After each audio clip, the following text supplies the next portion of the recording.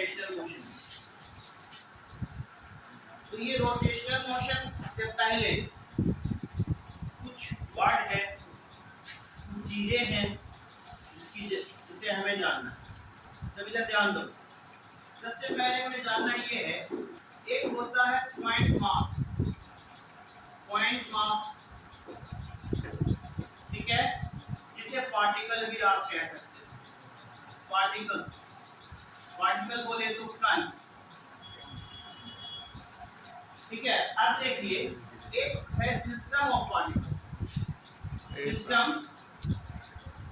Of particle,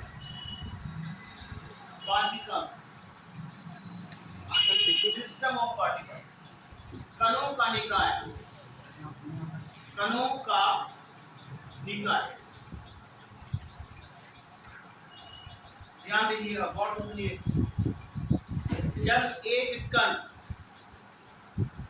point mass circular path पे वृत्तीय गति करता है, सर्कुलर पाथ पे सर्कुलर मोशन करता है, सर्कुलर पाथ पे जब वो गति करता है उसे सर्कुलर मोशन कहते हैं। पॉइंट मास एक पार्टिकल। लेकिन जब एक सिस्टम ऑफ पार्टिकल्स, अब हम सिस्टम ऑफ पार्टिकल्स की बात कर रहे हैं, बहुत से पॉइंट मासेस उसकी बात कर रहे हैं, पूरे सिस्टम की बात कर रहे हैं।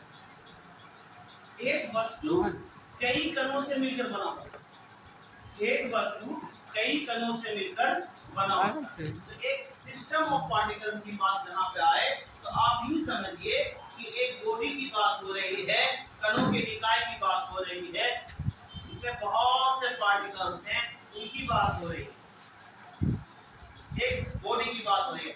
और याद रखिए, जब ये सिस्टम ऑफ पार्टिकल्स वृत्तीय पथ पर, सर्कुलर पाथ पर गति करता है तो उसे वृत्तीय गति नहीं कहेंगे, उसे सर्कुलर मोशन नहीं कहेंगे।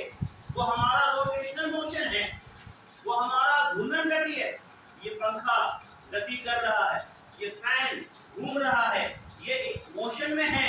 आप इसे वृत्तीय गति, सर्कुलर मोशन नहीं कह सकते, क्योंकि ये एक बॉडी है, ये एक वस्तु है, ये कणों का निकाय है। बहुत सारे कणों को मिलाने के बाद वस्तु का निर्माण हुआ है और ये कणों का निकाय घूम रहा है, वृत्तीय पथ पर गति कर रहा है। इसे क्या कहेंगे हम? घूर्णन गति, रोटेशनल मोशन कहेंगे, ठीक है। तो हमें समझना ये है कि सिस्टम ऑफ पार्टिकल्स क्या होता है। What is the system of particles? कणों का निकाय किसे कहते हैं? ये क्वेश्चन आपसे, जब तक ये आप नहीं समझोगे, रोटेशनल मोशन नहीं समझोगे। रोटेशनल मोशन और सर्कुलर मोशन में हमेशा कंफ्यूज करोगे, वृत्तीय गति और घूर्णन गति में आप कंफ्यूज करेंगे। अगर आप पॉइंट मास और सिस्टम ऑफ पार्टिकल, यानी सिर्फ पार्टिकल और सिस्टम ऑफ पार्टिकल, इन दोनों में अगर आप अंतर समझ रहे हो तो वृत्तीय गति और घूर्णन गति आप अंतर समझ क्या होता है, अलग अलग चीजें होती। तो सबसे पहले हम ये समझे कि सिस्टम ऑफ पार्टिकल्स क्या है, व्हाट इज द। तो system of particles is a group of particle, group of particle. ये कणों का एक निकाय है, ये कणों का एक निकाय है, which have finite distance, which have fixed distance। इसके ये जो कणों से मिलकर बनता है ना, तो इसके कणों के बीच की दूरी सेम होती है। कणों के बीच की दूरी क्या होती है?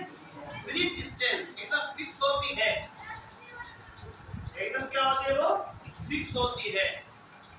और यही नहीं बल्कि and same direction, same velocity, और एक ही दिशा से, एक ही दिशा में सारा का सारा कण गति करता है।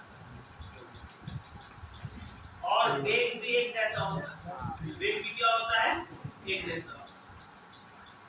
तो ऐसे निकाय को देखो, निकाय means more than one. System बोले तो एक से ज्यादा, एक आदमी, जैसे मैंने उस दिन कहा था, एक आदमी का परिवार नहीं होता। निकाय एक परिवार है, एक फैमिली है। एक फैमिली, एक परिवार तब कहलाता है जब मोर देन वन मेंबर उस फैमिली में होंगे तब वो परिवार कहलाएगा। इसी तरह एक कण वो निकाय, एक कण निकाय नहीं कहलाएगा, एक कण सिस्टम नहीं कहलाएगा। एक से ज्यादा कण अगर है तो वो एक सिस्टम कहलाएगा, वो एक निकाय कहलाएगा, वह एक सिस्टम ऑफ पार्टिकल्स कहलाएगा। और सिर्फ इतना ही नहीं बल्कि जितने भी कण उसमें हैं उनके बीच की दूरी हमेशा क्या होगी, फिनिट होगी, फिक्स्ड होगी, एकदम दाएं बाएं उसके बीच की दूरी में किसी प्रकार का कोई परिवर्तन नहीं होगा और हमेशा एक ही दिशा में वो चलेगी। तो इसलिए मैंने देखिए यहाँ पे डेफिनेशन ये लिखा है, system of particles, system of particles is a group of particles which have finite distance between them. उनके बीच की दूरी हमेशा सेम होती है, यानी कि which have unit distance between them, कणों के बीच की दूरी में कोई परिवर्तन नहीं होता। अभी मैं आपको बताऊंगा। and every particle जितने कण होते हैं, वो जो कण वस्तु में वस्तु जितने कणों से मिलकर बना होता है, चाहे वो 10 कण से मिलकर बना है, 20 कण से मिलकर बना है, तो 10 कणों के बीच की दूरी हमेशा क्या होती है, सेम होती है, एक दूसरे से कभी नहीं बदलती है। और यही नहीं, सबकी दिशा, अगर वस्तु गति कर रही है तो सब कण की दिशा एक ही तरफ होगी और वेलोसिटी भी एक ही होगा। तो that is system of particle. जैसे आप इस तरह से समझिए आप कि एग्जांपल के तौर पे मेरे पास ये रिमोट है, ध्यान दीजिए। हाँ ठीक है, ये मेरे पास एक रिमोट है। अब मेरे पास बाबू ये रिमोट है, ये बॉडी है, ये बॉडी है, ये वस्तु है ना, ये कई कणों से मिलकर